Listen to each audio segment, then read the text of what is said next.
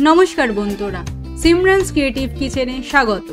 আজ এসে গেছি আপনাদের জন্য আরও একটা নতুন রেসিপি নিয়ে। খুব সুন্দর, খুব সহজে বানানো যায় এমন একটি রেসিপি, সেটি হচ্ছে পাট শাক দিয়ে ডাল।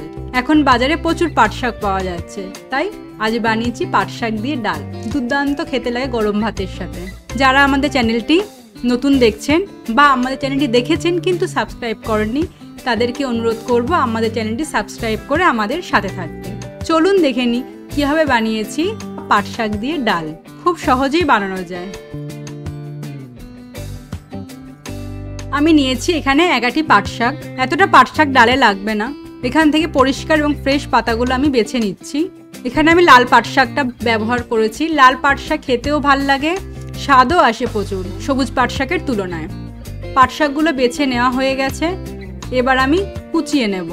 ফ্রেশ পাতাগুলো নিয়েছি। পাতাগুলো বেছে নেওয়ার পর কিছুক্ষণ জলে ভিজিয়ে রেখেছি যাতে পাতার বালিগুলো ধুয়ে যায়, আর ভালোভাবে কুচিয়ে নিয়েছি। এখানে আমি হাফ বাটি মুসুরির ডাল নিয়েছি। আপনারা আপনাদের পরিমাণ অনুযায়ী ডাল ব্যবহার করবেন। এবার কুকারে আমি ডালটা সিদ্ধ করব। ডালটা প্রথমে ভালো করে আমি ধুয়ে নিয়েছি। এবার ধোয়া ডালটা দিয়ে দিচ্ছি কুকারে। সামান্য পরিমাণ নুন দিয়ে দিলাম যাতে ডাল সিদ্ধর মধ্যে নুনটা ভালোভাবে ঢুকে যায় আর সিদ্ধটাও যাতে ভালোভাবে হয়। গ্যাসের ফ্লেম লো করে দেবো। 2টো সিটি পড়লেই গ্যাস বন্ধ করে দেবো।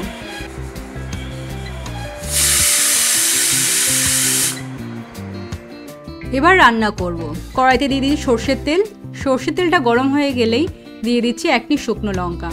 শুকনো লঙ্কাটা আমি 2 টুকরো করে দিয়েছি। শুকনো লঙ্কাটা এবার একটু ভেজে নেব। যখন শুকনো লঙ্কাটা পোড়া পোড়া ভাজা হয়ে যাবে তখন দিয়ে দেবো কুচিয়ে রাখা পেঁয়াজ। এখানে আমি 2টো ছোট পেঁয়াজ ব্যবহার করেছি।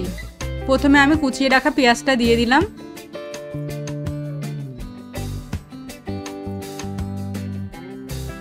ভাজা শুকনো লঙ্কাটা আমি তুলে নেব, কারণ পেঁয়াজটা ভাজতে ভাজতে যদি শুকনো লঙ্কার বীজগুলো বেরিয়ে যায় তাহলে ঝাল হয়ে যাবে, বাচ্চারা খেতে পারবে না। যেহেতু আমরা ঝালটা কম খাই। 8-10টা রসুন কুচিয়ে রেখেছিলাম, সেটাও দিয়ে দিলাম। এবার রসুন আর পেঁয়াজটা ভালো করে লাল করে ভেজে নেব।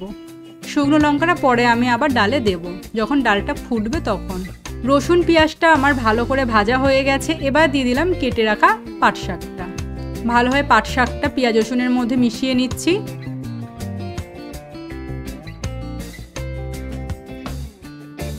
এবার দিয়ে দেব পরিমাণ মতো নুন এবং পরিমাণ মতো হলুদ।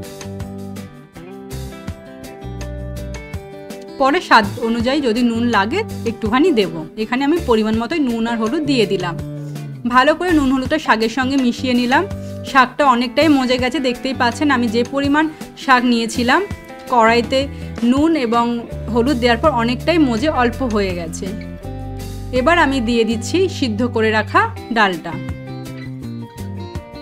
এখানে আমি মুসুর ডাল ব্যবহার করেছি। আপনারা যদি চান মুগের ডালও ব্যবহার করতে পারেন, আবার যদি মটর ডাল খেতে চান মটর ডালেও খুব সুন্দর টেস্ট আসে। দিয়ে দিলাম পরিমাণ মতো জল। পাট শাক দিয়ে ডালটা একটু গাঢ়ই ভাল লাগে, খুব একটা পাতলা হলে ভালো লাগবে না, তাই এখানে খুব একটা জল ব্যবহার করিনি বা খুব বেশি পাতলা ডাল এখানে আমি করিনি। ডালটা ভালোভাবে মিশিয়ে নিলাম জলের সাথে। এবার আমি ফুটতে দেব। খুব চটজলদি রান্না হয়ে যায়, খুব সুন্দর। এবার ভেজে রাখা যে শুকনো লঙ্কা তুলে রেখেছিলাম সেগুলো এবার আমি দিয়ে দিলাম। ডাল আমার ফুটতে শুরু করেছে।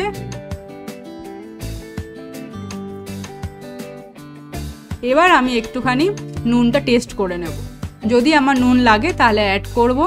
আর এই ডালটা ফুটতে ফুটতে পাট শাকটাও ভালোভাবে সিদ্ধ হয়ে যাবে এবং ডালের সাথেও পাট শাকটা ভালোভাবে মিশে যাবে।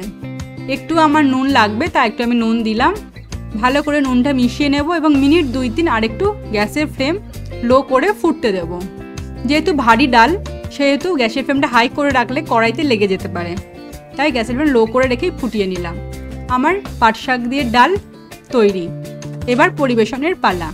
গরম ভাতের সঙ্গে দুর্দান্ত লাগে। আমরা ডাল তো অনেক সময় আম দিয়েও খাই, উচ্ছে দিয়েও খাই, লাউ দিয়েও খেয়ে থাকি। এটা একটু অন্যরকম।